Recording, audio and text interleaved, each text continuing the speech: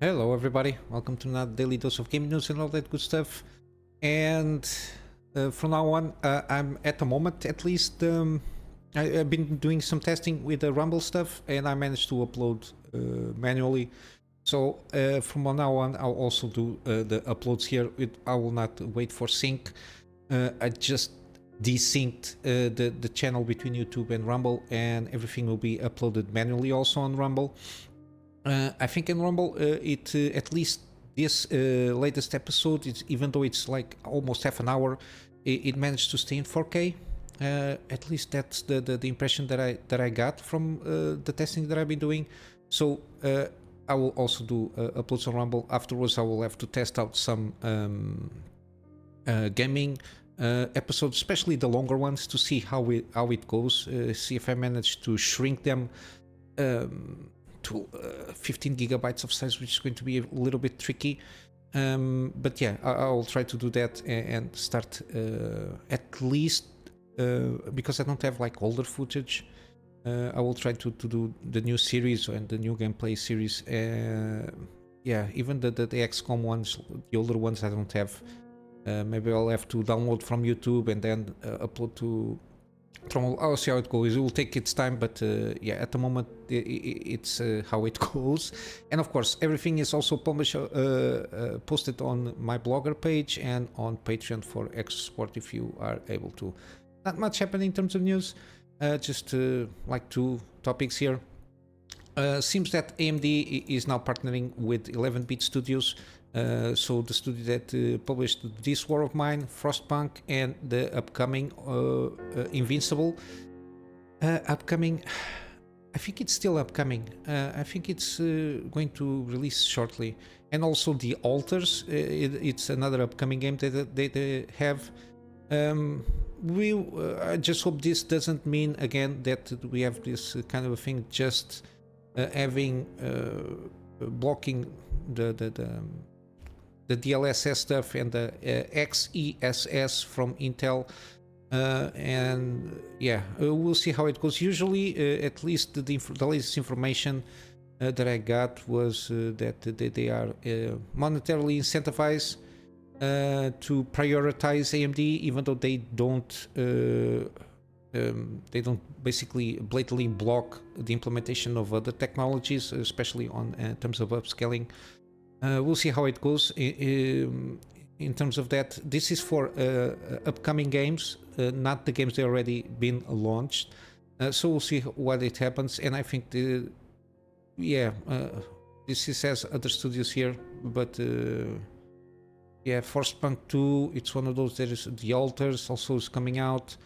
That are from this thing. Yeah, at least that I can remember, these two. Regarding there is like this one, the Invisible 8K gameplay footage must be more. They managed to get, I assume, fine-tuned and optimized for the AMD platform here. But yeah, we'll see how it goes. It's not a huge news, but it's one of those things that we need to pay attention, see how it goes.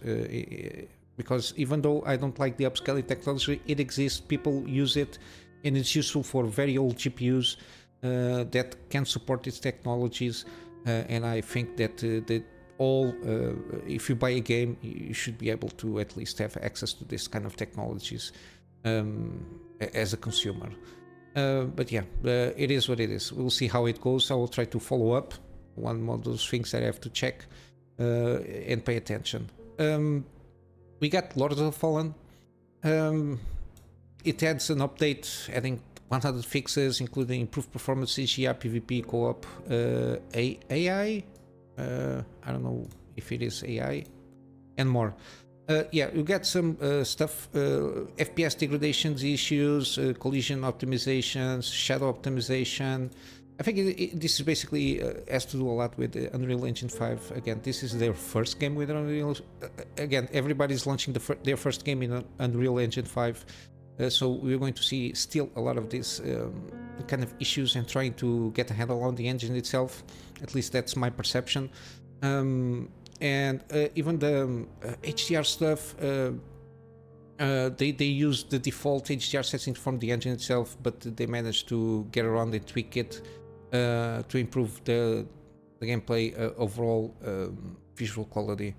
But yeah, the game itself seems pretty good. It's not the same thing as Dark Souls or Elden Ring or Sekiro or something like that. It's a mix between that. It's very tricky because the Dark Souls has a feel to it, very at its own feel, and people try to emulate to a certain degree in other games. This doesn't have the same feeling in the sense it has some similar gaming mechanics, but I think the main not the main issue, the main difference here, at least from what I perceived from the reviews without getting spoiled, it's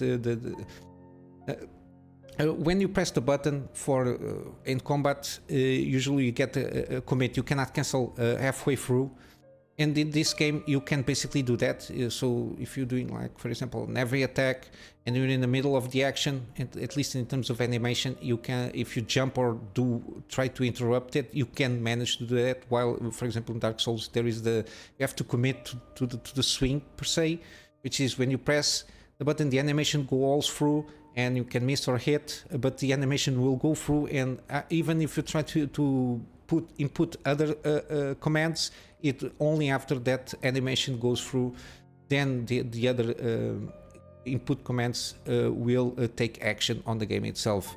I think that's one of the main differences in terms of combat. It might seem a little bit off to some people, but that's my perception of the main difference in terms of combat.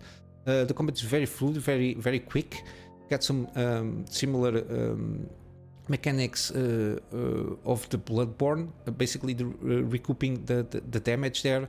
I think if you lose damage and if you can defend consequent attacks without taking damage, and afterwards if you attack, you can start regaining health. I think that's it.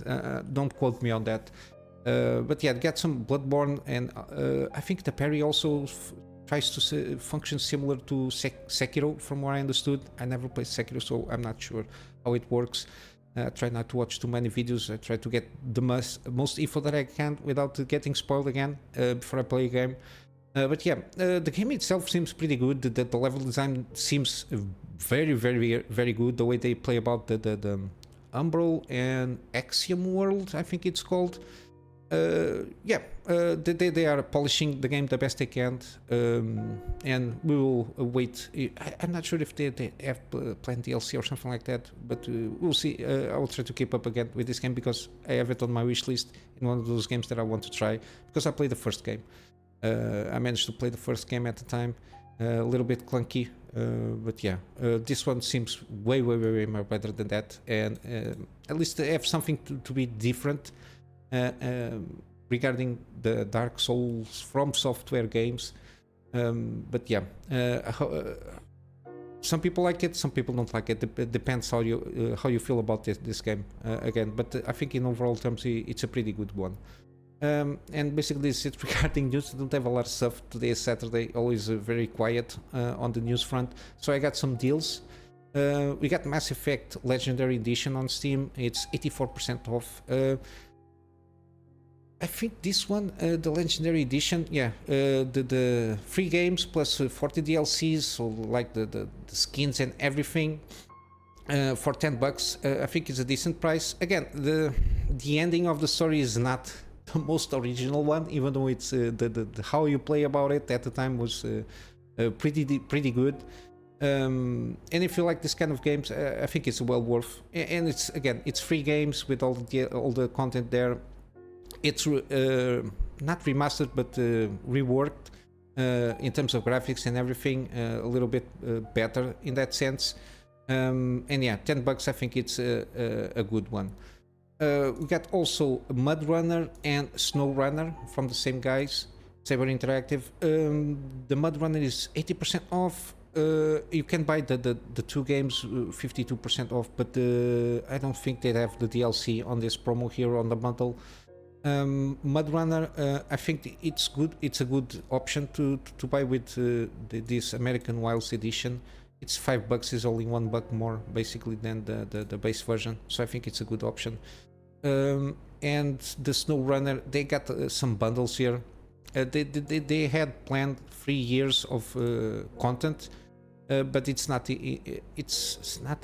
huge deal here. But I think for the SnowRunner, you can buy this one. You got a lot of stuff here. I already talked about this game a lot. It's not a racing game. It's a take your time game. You have some objectives here. You take your time to complete them. At least that's my perception of the if it is the same as the first one. And I think this one has a co-op for friends to join in the session and help out unlocking the vehicles and doing the objectives. And it's pretty interesting, these kind of games. Also, we got Resident Evil franchise. I'm highlighting here Resident Evil 0, but I will put all of the ones that are at the moment in promo. It ends in 3 days or 4? Yeah, 3 days, give or take.